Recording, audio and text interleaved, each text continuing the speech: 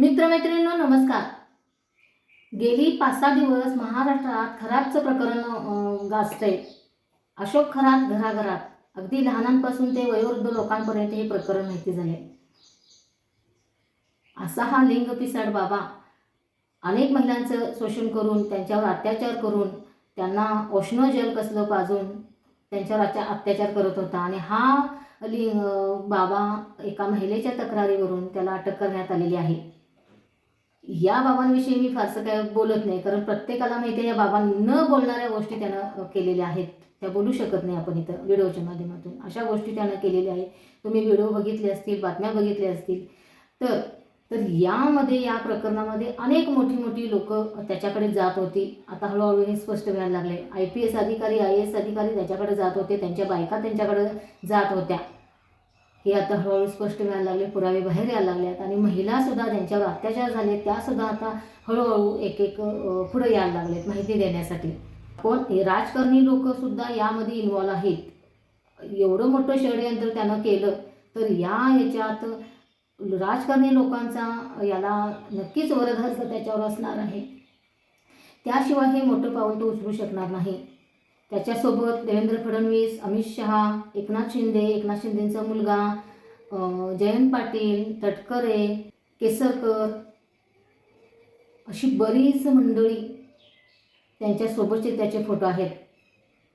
म्हणजे ह्याचे हात वरपर्यंत होते आणि त्यानं मोठं कृत्य हे केलेलं आहे. आपल्या महाराष्ट्राच्या महिला आयोगाच्या अध्यक्षा रुपालीताई चाकणकर सुद्धा याच्याशी जोडल्या गेलेल्या होत्या. त्याची एक शिवनिका नावाची संस्था होती, याच्यामध्ये त्या सदस्य होत्या. आणि त्यांनी स्वतःहून एका व्हिडिओमध्ये सांगितलेलं आहे की मी त्यांच्याशी जोडली गेली होते, ते माझे गुरु होते, ते माझे विठू माऊली होते म्हणे. हे यांचे विठू माऊली होते म्हणून जोडले होते. यांचं घराणं वारकरी संप्रदायातलं म्हणून ह्या त्याच्याशी जोडल्या होत्या. व वारकरी संप्रदायाचं होतं तर पंढरपूरला जायचं ना, बंधुबाबाकडे कशाला गेलात तुम्ही? आणि इतके घनिष्ठ संबंध होते की त्याचे पदरानं पाय पुसले चाकणकरबाईंनी, केक भरवला, डोक्यावर छत्री धरली. बरेच फोटो त्यांचे व्हायरल झालेले आहेत. इतके घनिष्ठ संबंध होते त्यांचे. पण त्यांनी राजीनामा दिल्यानंतर, महिला आयोगाच्या अध्यक्षाचा राजीनामा सुपूर्द केल्यानंतर त्यांनी एक छोटीशी 2 मिनिटाची पत्रकार परिषद घेतली, 1.5 ते 2 मिनिटाची. त्यामध्ये त्यांनी असं सांगितलं की मी माझं घराणं वारकरी संप्रदायातलं म्हणून मी तिथं गेले, मी त्यांना गुरुस्थानी मानत होते. पण पुढील आयुष्यात हे कसे वागतील लोक हे आपल्याला माहीत असतं का? मला माहिती नव्हतं हे पुढील आयुष्यात असं वागतील ते. रुपालीताई चाकणकर महिला आयोगाच्या अध्यक्ष आहेत.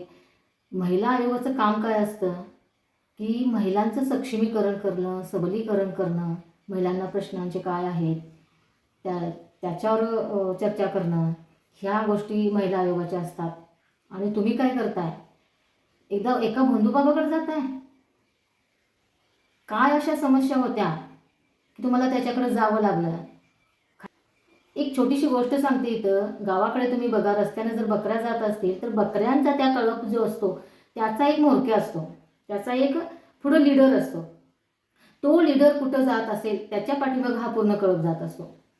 तसंच काहीच असं झालंय. तुम्ही महिला आयोगाच्या अध्यक्ष आहात, शिवाय इतर सगळी लोक जी आहेत, मी नावं घेतली आपल्या राजकारणी मंत्रिमंडळातली, ती सुद्धा तुम्ही हा महाराष्ट्राचे आयडॉल आहात. तुमच्या पाठीमागून हा सर्वसामान्य माणूस हा येऊ शकतो. आणि तसंच झालेलं आहे. तुम्ही या शिवनिका नावाच्या संस्थेशी जोडल्या गेल्यामुळं, तुमचं तिथं जाणं येणं येत असल्यामुळं बऱ्याच महिलांना माहीत होतं. आणि ह्या महिला तुम्ही जाताय तर मग आम्ही पण जाऊन बघूया, मलाही काहीतरी लाभ मिळेल, अशा उद्देशाने ह्या महिला जोडल्या गेल्या. आणि या अत्याचाराला बळी पडल्या. महाराष्ट्राच्या इतिहासात हे पहिल्यांदाच मला वाटतंय घडलं असेल की एक महिला आयोगाची अध्यक्षा, तिला राजीनामा द्यावा लागतोय. कारण काय तर महिलांवर होणाऱ्या अत्याचाराच्या बाबतीत तुम्हाला राजीनामा द्यावा लागतोय. किती लाजिरवाणी गोष्ट आहे. पहिला प्रश्न, या सगळ्या जे निवडून गेलेले मंत्रिमंडळात बसल्यात मोठ्या पदांवर, त्यांचा ते शाहू फुले आंबेडकरांचं नाव घेऊन महाराष्ट्रात राज्यकरण करतात. अशा विरोधात लढा लढला ह्या तिघांनी. त्यांचं नाव घेऊन तुम्ही निवडून येता. तुम्ही प्रत्येक भाषणात तुम्ही त्यांचं नाव घेता. काहीही अधिकार नाही तुम्हाला त्यांचं नाव घेण्याचा. हा पुरोगामी महाराष्ट्र आहे, पुरोगामी विचाराने चालणारा महाराष्ट्र आहे.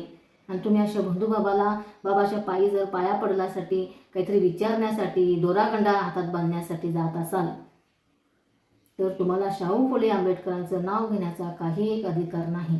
बंधुबाबांच्या विरोधात काम करणारे, अंधश्रद्धा निर्मूलन करणारे नरेंद्र दाभोळकर यांची आज महाराष्ट्रात हत्या झाली. पानसरे यांची हत्या झाली. तुम्ही त्या ज्या लोकांनी केली असेल तुम्ही त्यांना मारलं, त्यांच्या विचाराला सुद्धा मारलं. आता खरी गरज आहे नरेंद्र दाभोळकर आणि पानसरे होण्याची. या व्हिडिओच्या माध्यमातून एकच सांगते की पूर्वी लोक इतकी सुशिक्षित नव्हती, इतकी शिकलेली नव्हती. आता प्रत्येक घरात वेल एज्युकेटेड महिला आहेत, पुरुष वर्ग आहे, मुलं आहेत. तर घरात शैक्षणिक वातावरण आहे प्रत्येकाच्या. तर असताना तुम्ही या मार्गाकडे जाता आणि स्वतःहून त्या विहिरीत पडता. तर असं न करता तुम्ही प्रत्येक गोष्टीची शहानिशा करा आणि ह्या बंधुबाबाच्या मार्गाला जाण्याचं टाळा. कोण कधी कसा वागेल सांगता येत नाही. स्वतःच्या आत्मविश्वासावर, स्वतःच्या मनगटातल्या बळांवर विश्वास ठेवा. तुमच्या इच्छा आकांक्षा हे मनगटातलं बळच करू शकतं, बाकी कोणी नाही. थांबते.